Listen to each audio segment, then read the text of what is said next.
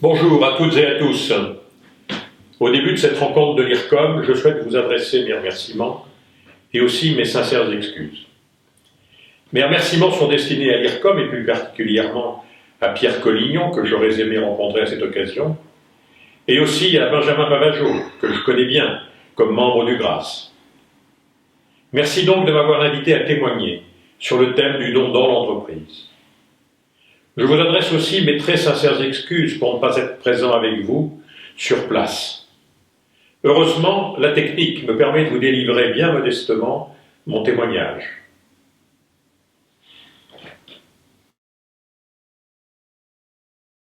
Je suis né en 1943, je suis marié, nous avons eu 3 enfants et nous avons 6 petits-enfants. Je suis ingénieur de formation de l'École centrale Paris. J'ai déroulé ma vie professionnelle durant 40 ans dans une seule entreprise, ce qui fait de moi un cas de plus en plus rare. Cette entreprise, c'est Unilog, société d'ingénierie informatique, créée en 1968 au moment où je l'ai rejointe, et qui employait près de 10 000 personnes lorsque je l'ai quittée en 2008 pour prendre ma retraite. Passer en 40 ans de quelques pionniers à une grande entreprise fut une expérience enthousiasmante. Cette aventure, à la fois humaine, technique et financière, fut une réussite en France, mais nous ne sommes pas parvenus à la transformer au plan international.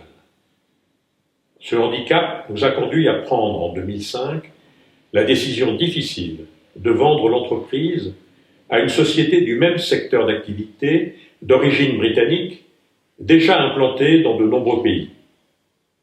Étant à ce moment-là président du conseil de surveillance et l'un des actionnaires importants de la société, j'ai vécu de très près cet épisode. Et parallèlement à ma vie professionnelle, j'ai pris au fil des années des engagements dans plusieurs domaines. J'en citerai seulement 2. Le syndicat professionnel du secteur informatique et surtout le mouvement des entrepreneurs et dirigeants chrétiens dont j'ai été le président de 2006 à 2010. La société britannique m'a maintenu dans mes fonctions de président du conseil de surveillance jusqu'en 2008. Mais je n'étais plus actionnaire et j'avais reçu un gros virement correspondant à la vente de mes actions Unilog. Que faire de ce capital devenu liquide? Durant ma présidence des entrepreneurs et dirigeants chrétiens, j'avais eu à rédiger, pour un livre que nous avons publié en 2009, un commentaire sur l'encyclique de Benoît XVI, Caritas in Veritate, publié au même moment. Une phrase ne me quitte plus depuis la lecture de cette encyclique.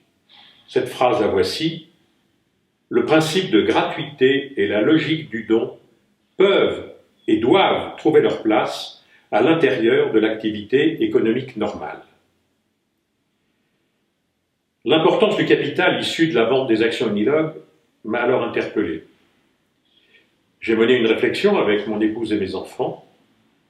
Elle nous a conduits à décider de nous dessaisir d'une partie de ce capital reçu pour l'affecter à une institution philanthropique d'intérêt général.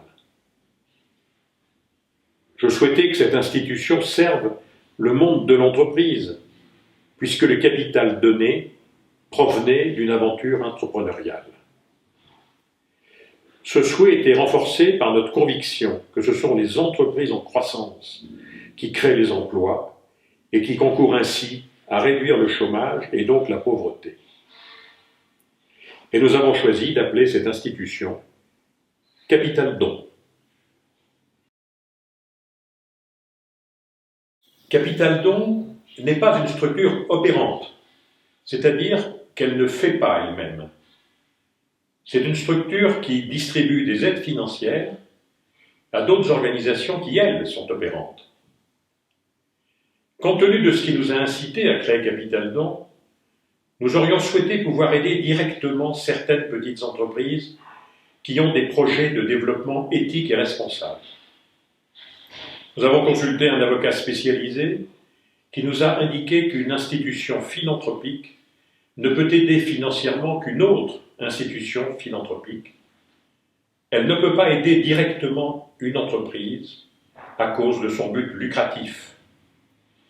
Il existe quelques exceptions telles que les entreprises de l'économie sociale et solidaire, mais nous visions toutes les entreprises. Nous avons donc opté pour une autre voie, consistant à aider financièrement des chercheurs d'universités ou de grandes écoles qui travaillent sur des programmes de recherche en lien avec l'entreprise et l'emploi.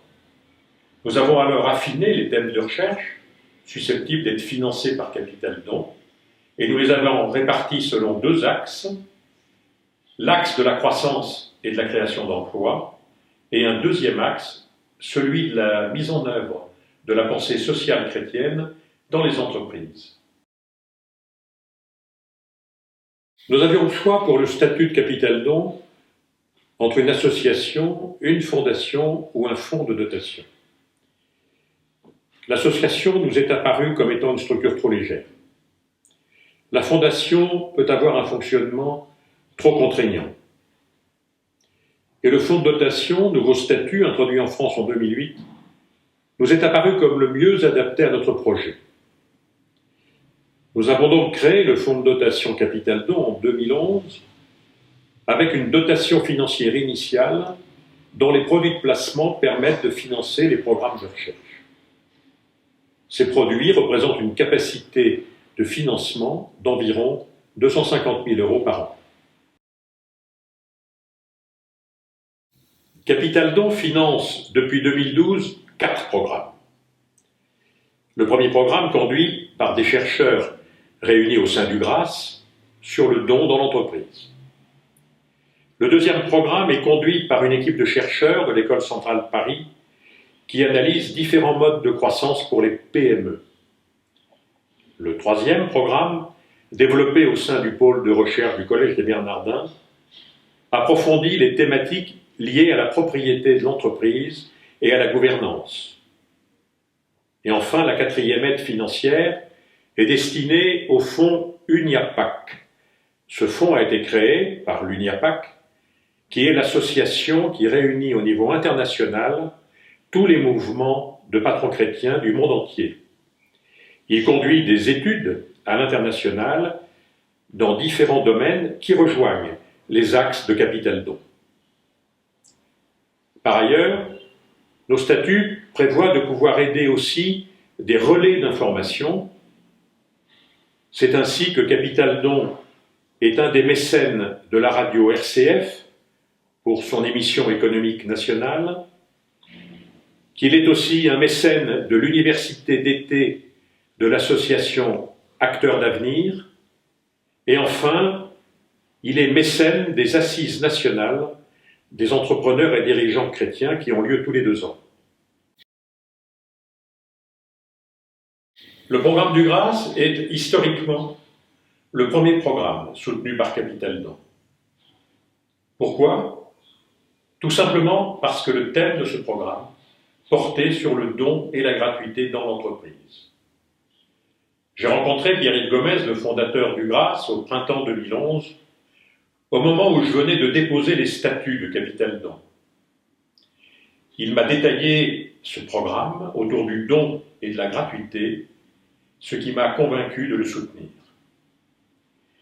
Parmi les résultats concrets de ce programme, outre les articles parus dans les revues scientifiques, figure le livre publié en septembre 2015, L'entreprise, une affaire de don, pour lequel Pierre-Yves Gomez m'a demandé de rédiger une postface.